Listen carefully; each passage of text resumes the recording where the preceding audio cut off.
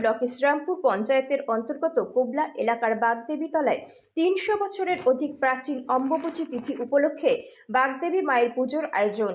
আর সেই উপলক্ষে রবিবার দিন সেখানে উপস্থিত হলেন এলাকার বিধায়ক তথা রাজ্যের প্রাণী সম্পদ উন্নয়ন দপ্তরের মন্ত্রী স্বপন দেবনাথ। মন্ত্রী স্বপনবাবু এই দিন বলেন, নদিয়া জেলা থেকে একটি প্রস্তরখণ্ড তুলে এনে এখানে পুজো শুরু হয় প্রায় ৩০০ বছর আগে। এখানে মানুষেরা ঘোড়া মানসিক করেন, মইয়ে করে পুজোর ডালি নিয়ে এসে পুজো দেন দূর দূরান্ত থেকে আসা বহু ভক্তবৃন্দ। একই সাথে রয়েছে বলির প্রচলন। পুজোকে কেন্দ্র করে বসে গ্রামীণ ছোট মেলাও। পাশাপাশি মন্ত্রী স্বপন দেবনাথ এই বাগদেবী তলায় আগামী 25 ও 26 অর্থবর্ষে তার বিধায়ক উন্নয়ন তহবিল থেকে এই এলাকার একটি আচ্ছাদন করে দেওয়া হবে বলেও ঘোষণা করেন তিনি। পূর্বস্থলী থেকে প্রসেনজিৎ দেবনাথের রিপোর্ট, সুন্দর বাংলা নিউজ।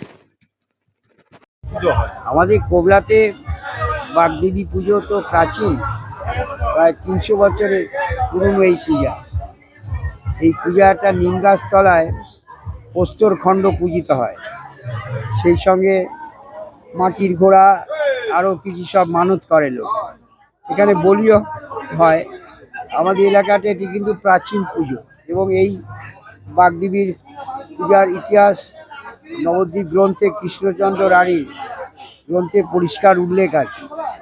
এটা নদিয়া জেলার একটা জায়গা থেকে একটা প্রস্তরখণ্ড এনে এখানে পূজিত হতো মা বাগদেবী। এখানে এটা একটা লৌকিক দেবী। এখানে কিন্তু মন্ত্র উচ্চারণ, এটা সরস্বতী নয়, এটা শক্তি রূপেই এটা পুজো হয়। ব্রাহ্মণরা সেই মন্ত্রই উচ্চারণ করে। এটা প্রাচীন মেলা, গ্রামীণ। আর এই পূজাকে কেন্দ্র করে এখানে বলিও হয়, তেমনি গ্রামীণ একটা ছোট মেলাও বসে। এখানকার গ্রামবাসীরা ছোটোবেলায় আমরা এসেছি এখান দিয়ে রাস্তা টাস্তা ছিল না, তা আমরা এসে একটা ঢালাই রাস্তা করেছি। তারপর এখানকার গ্রামবাসী, বিশেষ করে এখানকার ছেলেরা সব বাইরে কাজ করে গোয়াতে, এরা উদ্যোগ নিয়ে, কী যার নাম তো, দীপঙ্কর, এরা নিজেরা কিন্তু এই চাতালটা বাঁধিয়ে দিয়েছে। এটা দারুণ ভালো হয়েছে, এটা এদের আমি ধন্যবাদ জানাই। দীপঙ্কর দেবনাথটা গ্রামে এটা করেছে।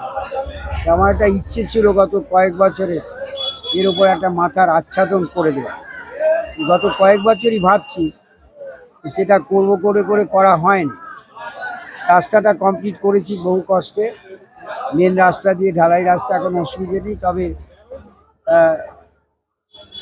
চেষ্টা করেছি। এখন দারুণ প্রাকৃতিক পরিবেশও দারুণ, কেন চারিদিকে খোলা মাঠ আর হাওয়া, মানে বিশুদ্ধ হাওয়া যদি গ্রহণ করতে হয় দূষণমুক্ত, তাহলে বাগদেবী তলায় আসা উচিত। ওই জন্য বিলের পাড়েতেই বসে আছে। তবে এটা এই বছরে 25-26-এর অর্থে আমি আচ্ছাদনটা করে দেবো ঠিক করেছি। মহানদের সঙ্গে জিজ্ঞেস করে নিলাম আচ্ছাদনে কোনো বাধা আছে কি। অনেক জায়গায় তো থাকে।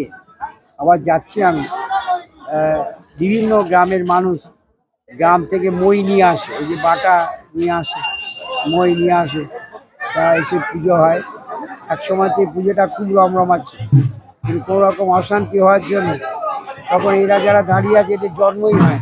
এই আমি নারায়ণের মতো লোক ছোটোবেলায় দেখেছি, ওদের মতো থাকে।